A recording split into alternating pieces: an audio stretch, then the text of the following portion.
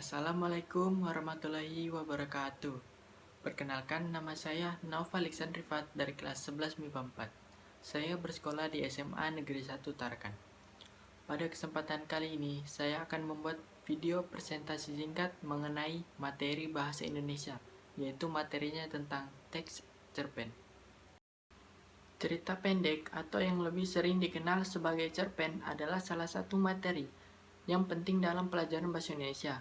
Pembelajaran mengenai cerpen ini disampaikan agar para pelajar Indonesia dapat memahami sebuah teks cerpen secara utuh. Secara utuh artinya tidak hanya sekedar dapat membaca ataupun menulis sebuah cerpen yang ala kadarnya. Lebih dari itu, para pelajar dituntut untuk dapat memahami ciri-ciri cerpen serta unsur-unsur di dalam teks cerpen, baik itu unsur intrinsik maupun unsur ekstrinsik. Sebuah cerita pendek yang diproduksi pada dasarnya tidak hanya sekedar untuk menyampaikan cerita hiburan semata. Teks cerpen ini memiliki ciri-ciri khusus yang membuat kita dapat mengenalinya. Selain itu, di dalam teks cerpen ini selalu ada unsur-unsur yang dapat kita kenali. Yang pertama, pengertian teks cerpen. Teks cerpen adalah bentuk karya sastra berupa prosa yang menggambarkan suatu tokoh serta lingkungannya, disertai berbagai permasalahan yang menimpa para tokoh tersebut, serta bagaimana solusi untuk memecahkan permasalahan itu.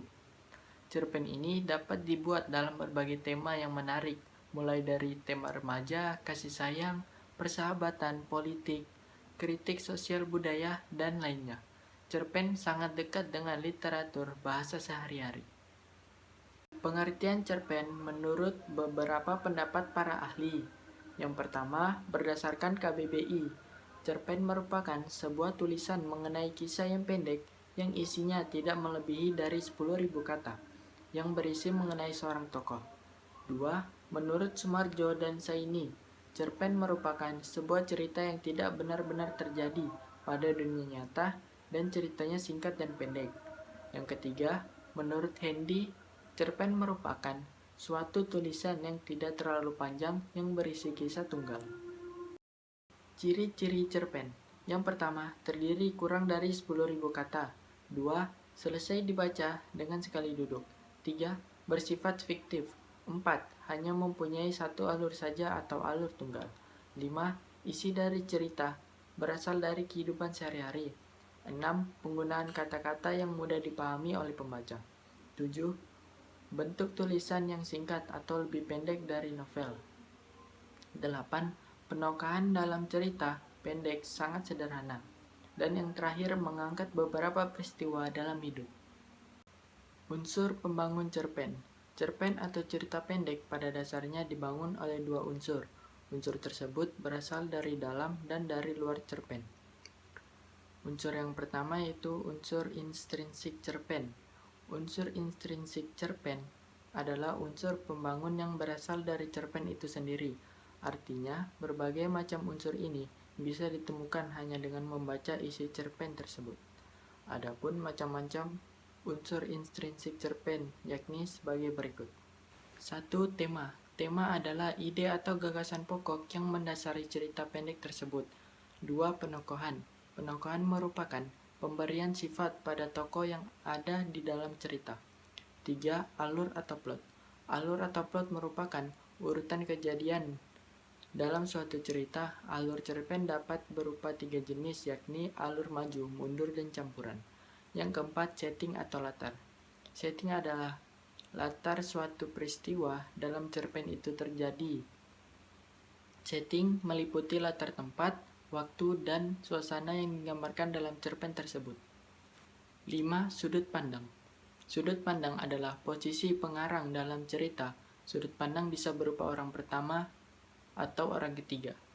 6. Gaya bahasa. Gaya bahasa merupakan cara khas dari pengarang dalam mengungkapkan sebuah kata atau kalimat dalam cerita tersebut sehingga terkesan lebih indah dan bermakna. 7. Amanat. Amanat merupakan pesan yang dapat diambil oleh para pembaca setelah menyelesaikan cerita tersebut.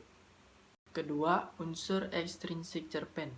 Unsur ekstrinsik adalah unsur yang membangun suatu cerpen dari luar. Jadi, Untuk mengetahui unsur ekstrinsik ini diperlukan analisa lebih mendalam mengenai hubungan cerpen dengan pengarangnya. Adapun unsur ekstrinsik cerpen meliputi sebagai berikut. 1. Latar belakang masyarakat.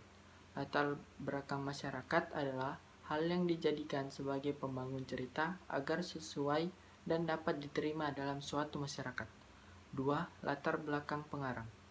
Latar belakang pengarang yang dimaksud adalah pemahaman dari pengarang cerita mengenai jalan cerita yang dibuat sehingga dapat tercipta sebuah cerita yang menarik. Struktur teks cerpen. Ada 6 struktur yang membangun teks cerpen sehingga menjadi utuh. 6 strukturnya sebagai berikut. Yang pertama, abstrak, yaitu gambaran awal dari cerita yang akan diceritakan bersifat opsional. 2. Orientasi, berhubungan dengan waktu, suasana, tempat di dalam cerita pendek tersebut. 3. Komplikasi, urutan kejadian yang dihubungkan secara sebab dan akibat. Karakter dan watak tokoh biasanya terlihat di struktur ini. 4. Evaluasi, konflik yang terjadi dan menuju pada klimaks serta memulai mendapatkan penyelesaian dari konflik tersebut. 5. Resolusi, itu pengarang mengungkapkan solusi terhadap masalah yang dialami tokoh dalam cerpen. Dan yang terakhir, koda, yaitu nilai atau pelajaran yang bisa didapat dari teks cerita pendek oleh pembaca. Fungsi sastra dalam cerpen. Adapun di dalam cerita pendek terdapat fungsi sastra yang tergolong dalam 5 jenis, yaitu 1. Fungsi rekreatif, memberikan rasa senang, gembira, serta menghibur para pembaca. 2. Fungsi didaktif, yaitu mengarahkan dan mendidik para pembacanya karena nilai-nilai kebenaran dan kebaikan yang ada di dalamnya. 3. Fungsi estetis, memberikan keindahan bagi para pembacanya. 4. Fungsi moralitas, mengandung nilai moral sehingga para pembacanya dapat mengetahui moral yang baik dan tidak baik bagi dirinya. Dan yang terakhir, 5. Fungsi religiositas, mengandung ajaran agama yang dapat dijadikan teladan bagi para pembacanya. Berikut ini saya akan menampilkan contoh dari teks cerpen sebagai berikut.